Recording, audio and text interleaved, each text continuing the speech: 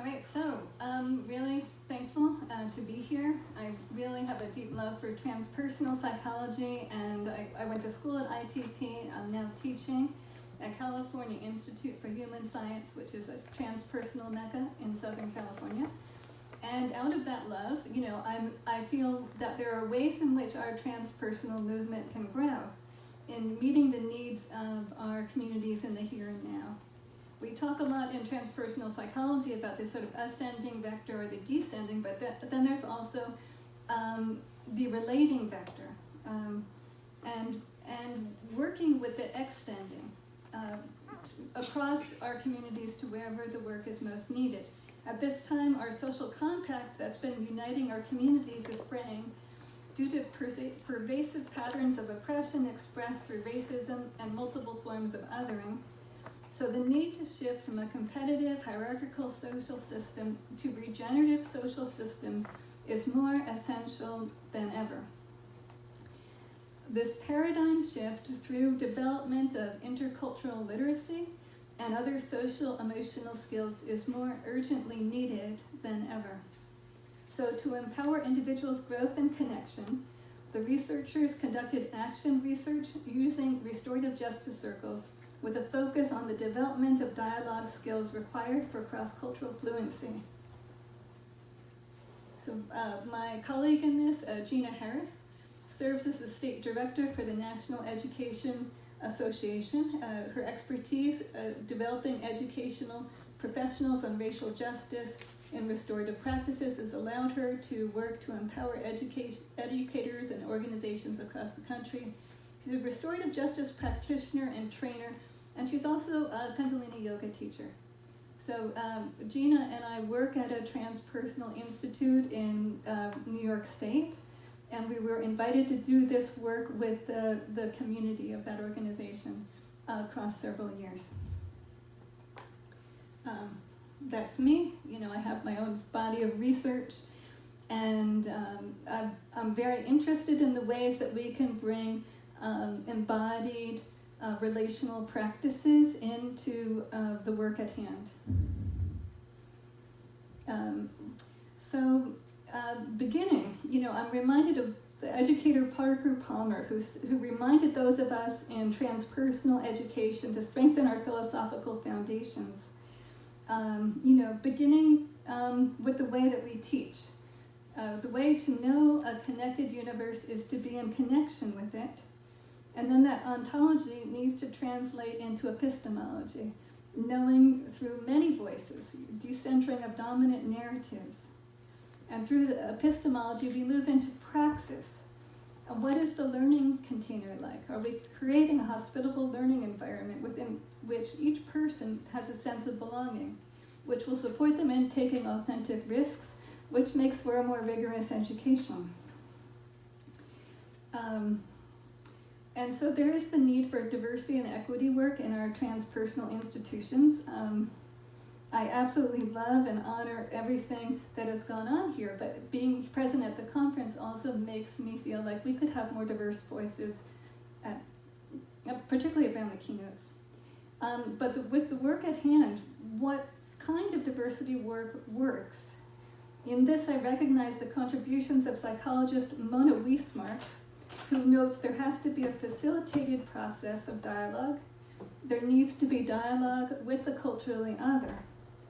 There needs to be invitation to critical self-reflection. So with that critical self-reflection, there's a need to create radical self-acceptance so that we can include and accept those parts of ourselves that are difficult to be with. And so this clears our vision. It brings us to the place of equity and honoring each other, to create relationships and systems in which individual differences are really respected. We need teaching and learning that clears misinformation, exposes students to other perspectives. And so when we were doing this, we made the connections between aspects of race and culture and lived experience through descriptions of implicit bias, candid reflections by people of color, definitions of terms such as privilege and intersectionality, and material drawn from current events which provided us with far too many salient examples of bias. So the pictures here, the woman on the left, as an Airbnb customer, was refused when she would submit a request to book a room until she changed her profile picture to that city vision, and then she was able to book the rooms. So this picture is the emergency vehicles outside a mosque in Escondido. The week that I was preparing this, the mosque in Escondido, California, had arson and racist graffiti referring to the incident in Christchurch. And so, the need for this work is real within our communities, and we can use transpersonal methods to do it in a way that will run deep. Because these patterns do run deep, there is intergenerational trauma. Understanding is not enough. That's why we need transpersonal, unique strengths and ways of knowing to help people to connect to inner resources. Somatics are important. My cultural somatic colleague Tada Hozumi describes it as these cultural somas, cultural bodies that are formed within the collective field of consciousness. They don't have intrinsic existence, but they're formed by our collective consciousness of sensations, feelings, thoughts. We can think of Marilyn Schlitz's long body that she referred to, or Sheldrake's morphic fields. And so from an attachment theory perspective, these energies exist as an object in the cultural field of consciousness. And that cultural body has experienced some kind of trauma. Our ancestral cultures we can consider like a parent or caregiver that we were separated from. But the Euro-American cultures broke from their ancestral roots, and that is affecting our ways of embodiment and relationship in the here and now. What we're reconnecting with, we could say, is what Martin Prechtel calls our own indigenous soul. The more secure we are in our cultural body, the more clear our relationship to another perceived cultural body. But because attachment patterns are held very deep, unconsciously, the work needs to be embodied. And there's a certain kind of trauma held in the somatic, the cultural body of white people, and there's a different suffering within the cultural body of people of color. It's not to equate those sufferings, but it's just to recognize that justice requires many forms of trauma healing. And so from this perspective, the route to justice requires empathy, patience, somatic retraining. We're already all related, but we need to rebuild that connection, titrating the information, titrating the dialogue, the speed, and so forth. Being patient with the process so everyone can bring their resources to the table.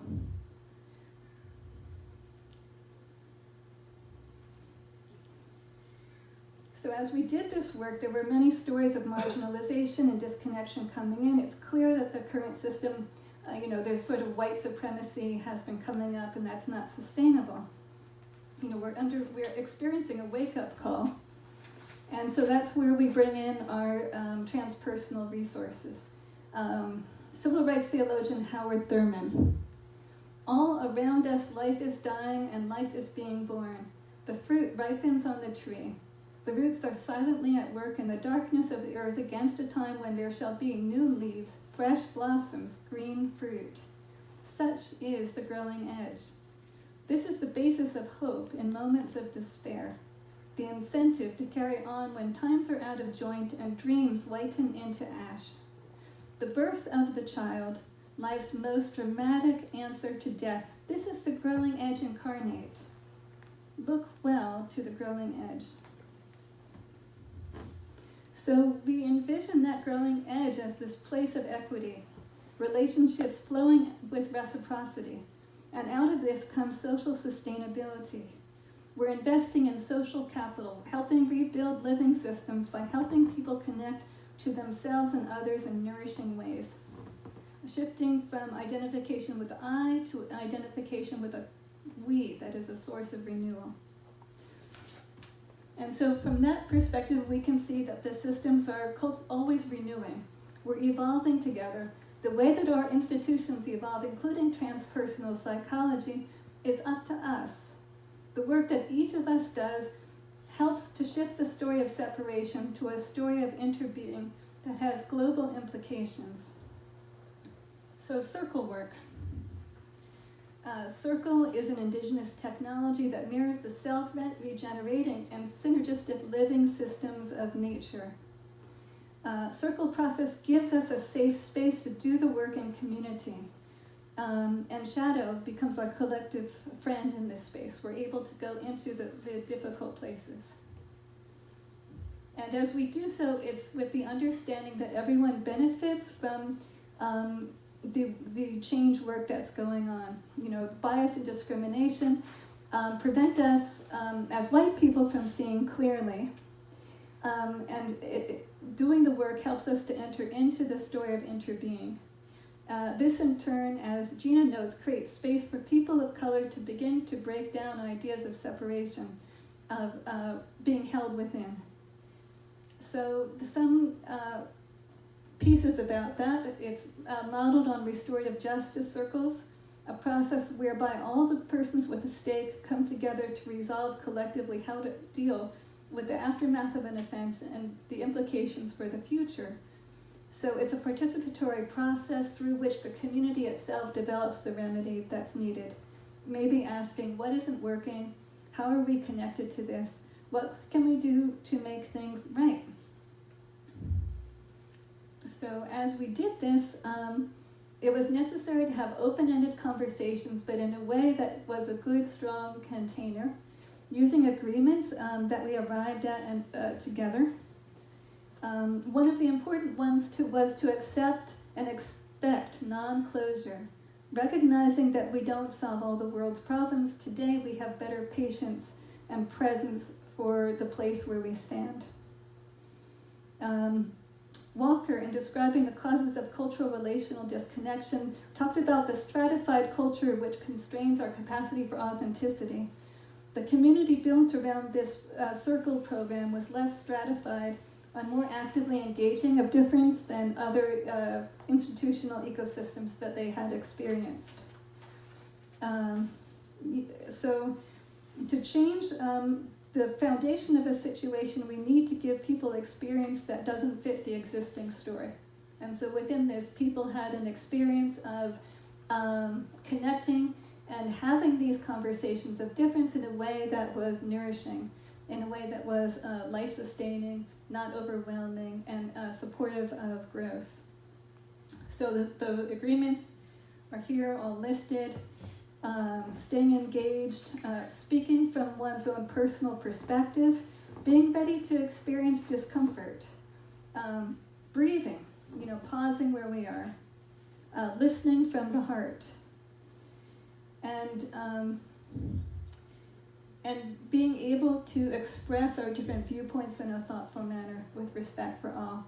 We were aware this would require us to deepen our own inner resources, so we called upon our collective ancestors who are already present within our DNA. And we all have ancestors. All of us from the beginning of life have depended on the kindness of others. At the same time, the root of these conflicts lies in the past, inhabited by ancestors. Our connection with them can illuminate both the problem and the resolution. Through spiritual work, we contact non-local consciousness, which then can actively help to heal the past. Using ceremony and ritual, we tapped into the resonance circuitry of the brain, the insula cortex, anterior insula, which is where emotional learning takes place. So these intercultural relationships are being rewritten at the neural level. We spoke often about the implications this had, reaching 7 generations back and 7 generations forward. By doing so, we locate our participants in history as well as within a time outside of time. Person by person, we begin the process in a community that demonstrates a willingness to become the more beautiful world we know is possible.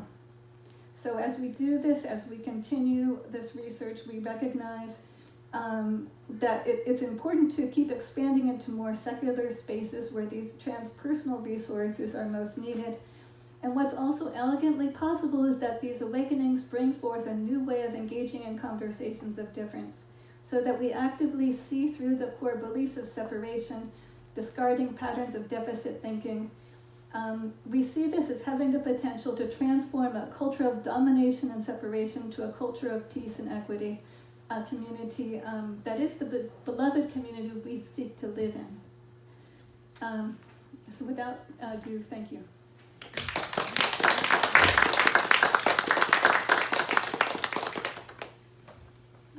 Any questions?